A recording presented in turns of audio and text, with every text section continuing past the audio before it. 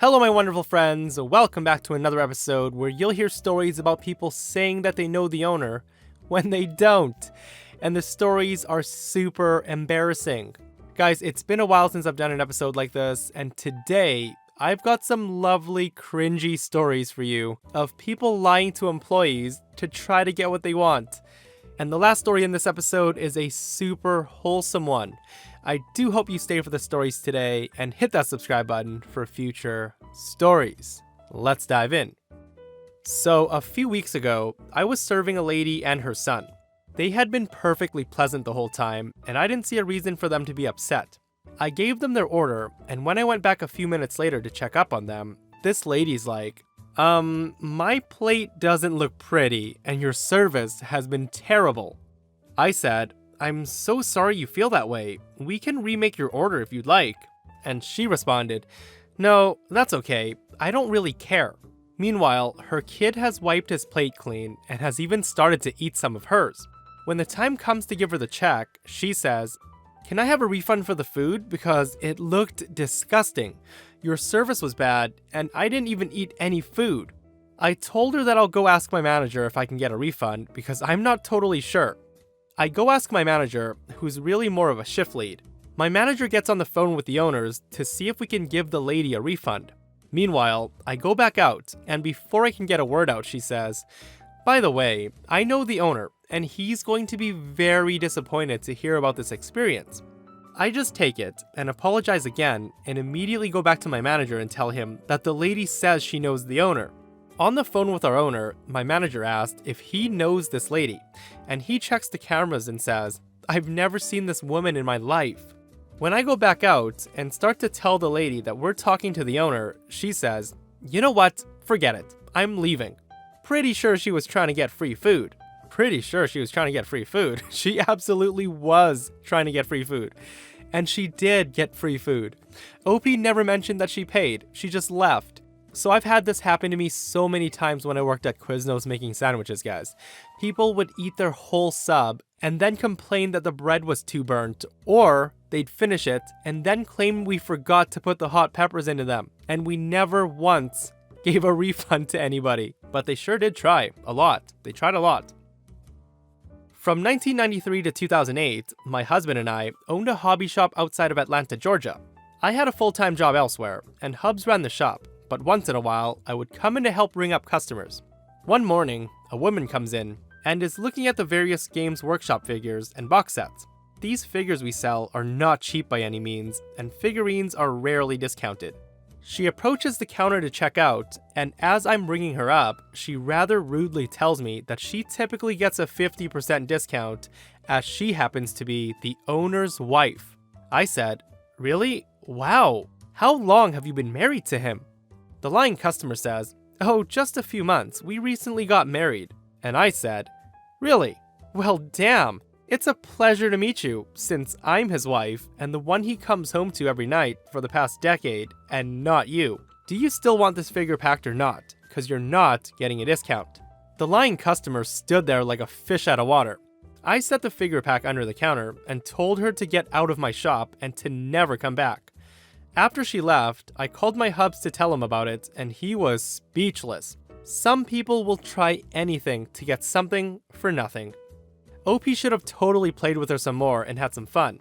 How embarrassing to pull a stunt like this and get caught. I can't believe some people actually do this. Husband's a bit much. She's got to tone it down a little in the next store she tries it in. Maybe say she's the cousin or something, I don't know. I host at a very popular small fine dining restaurant. During the holidays, we are strictly reservation only, and we're typically completely booked for at least 2 weeks in advance. A lot of people in town know this, and often try to lie their way into getting a table last minute. So, on Christmas Eve, a gentleman comes in and immediately hovers over my podium and stares at the guest list, which is a huge sign that he doesn't have a reservation, as people will try to do this and read off a random name from the list. I cover the list before he can read it and ask his name for the reservation. This is the conversation. The guy says, yeah, we have a reservation for 4 under Joseph. I replied, I'm sorry, we don't have that on here. Could it be under something else? He replied, "No, it's definitely under Joseph. I called and made the reservation 2 days ago." I told him, "Oh, you must be mistaken. We're completely booked up since the beginning of December. I may be able to squeeze you in, but not for at least another hour or so." The guy, now agitated, says, "Definitely not. I come here for dinner all the time. I booked it with the owner's wife. They know me very well." Me, now laughing, says, "Well, now I know you don't have a reservation. The owner and his wife have been traveling in Europe for 2 weeks now and won't be back until after the new year. I've worked here for years and I don't recognize you. Now would you like that table at 8:30 or not?" And he leaves without saying another word. Why do people try telling the staff who obviously doesn't recognize them that they're here all the time? Such a stupid thing to lie about. If we could answer that question, there wouldn't be any embarrassing stories being shared for our entertainment. I work at an extended stay hotel that offers 30-night stays at a fixed price. Since I was the only front desk assistant on at the time, my GM stayed on desk with me so we can chat and catch up. And that's when the first call came in. Let's call him Weasel. I said, "Thank you for calling hotel. How may I help you?" Weasel says, "Hi, how much are your suites for 1 month?" "Oh, they're $105 a night, tax exempt." He replied, "Why so high?" "Well, we offer free breakfast. There's a full kitchen in the rooms, free high-speed internet, free parking, and we're walking distance to the mall." He then tells me, "Well, where I'm staying, it's only $89 a night and offers the same thing." I told him I'm sorry, but that's what sales set our prices to, and asked me if he would like me to transfer him to work out a deal. He then hangs up on me. About 10 minutes later, he calls again, and since I'm helping a guest, my GM answers the phone and says, "Good morning. How may I help you today?" "Hi, I'd like to book a 30-night stay for the $89 rate." GM tells him that we do not offer that price, and ours is $105.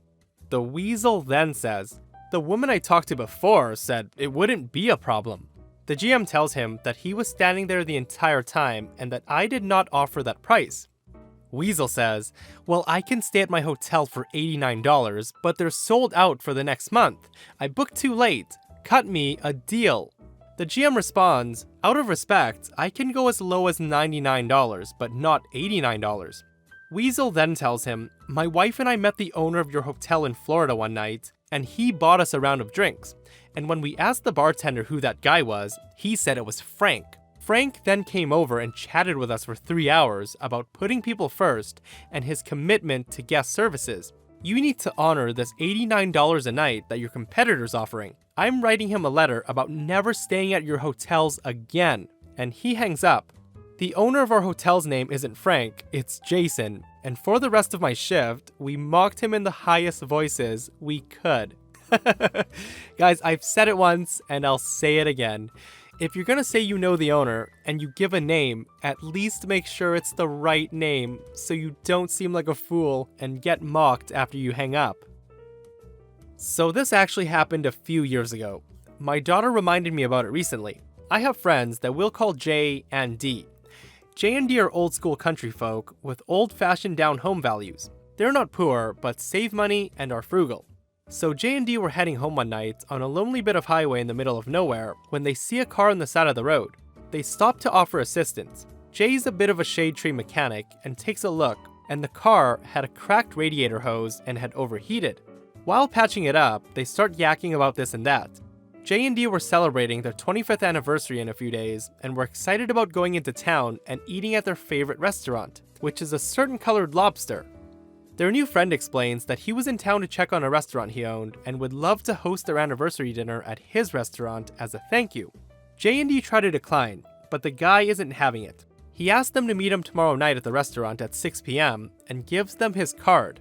J and D go home and tell the story to their daughter, who looks at the card and realized that the guy was a famous actor who co-owned a very expensive restaurant downtown. J and D dress up in their country folks' finest and hop into their truck. Now, their truck purrs like a kitten, but has been around. It was at least 10 years old and had been used as a truck, but was kept clean. They pull up in front of the fancy restaurant, and a valet comes to open the truck door and hands them a ticket, and everything seems fine. They walk into the restaurant, and this is where things get interesting. They walk up to the host stand, and the host tells them that they only accept applications on certain days, and that they were currently fully staffed. Jay and Dee are confused, and explain to the host that they were here for dinner. The host makes a point to look them up and down, scoffs, and then asks if they realize dinner is a minimum $100 per person. Jay pulls out the card and hands it to the host, attempting to explain that he was invited by the owner, and that he met the owner, and he knows him. The host laughs and says something like, "I don't know how you got this, but you're not welcome here, and you need to leave." Jay and Dee don't want to cause a scene, and decided to go. While they're waiting at the valet, the owner shows up and asks if they enjoyed dinner, and apologized for running late. Jay and Dee don't want to get anyone in trouble, and try to mumble some excuse, but the owner realized that this wasn't the same bubbly friendly couple from last night, and knows something's up. He sees that something's wrong, and escorts them in for dinner. The host looks shocked to see them back, but doesn't say anything in front of the owner, who personally seats them before disappearing. Jay and Dee ordered drinks, but they said they felt so out of place that they just wanted to leave. Soon the owner returns and asks the couple what happened. Not wanting to get anyone in trouble, they try to explain that it was a simple misunderstanding, but he had already gone to review the CCTV. It turns out, one of the valets had seen their truck and had come in to warn the host, because everyone knew the owner was due in and had been told to make the best possible impression. The owner asked for the valet and the host. He asked them both about the incident and warned them that he had already watched the tapes. They gave a bunch of excuses and apologies, and the owner asked if they would treat his parents that way. He never did call them his parents, but he kind of implied it. Jay and Dee are shocked, but they play along with their precious little boy going over the top and having a blast. Dinner is saved, and Jay and Dee end up having the time of their lives, being fawned over by the staff and acting out with their son. The owner ends up becoming fast friends with Jay and Dee and invite them to dinner whenever he's in town. They were finally able to return the favor and had him over for dinner, which almost gave their daughter a heart attack. As for the valet and host, neither were fired, but the owner made the entire restaurant undergo retraining and warned that he'd better not have similar complaints from other relatives in the area, leaving them to always treat customers like family. What an incredibly wholesome story. I need to know who this famous actor is, and it actually seems like something Keanu Reeves would do. That very, very nice man. Does anybody know if he owns any restaurants? And that, my friends, brings us to another end of embarrassing stories about people saying that they know the owner when they don't. Guys, if you missed the last episode, I'll link it right here. If you want to hear an entitled story about a religious mom going psycho on her son, click right here. And I'll see you guys in the next one.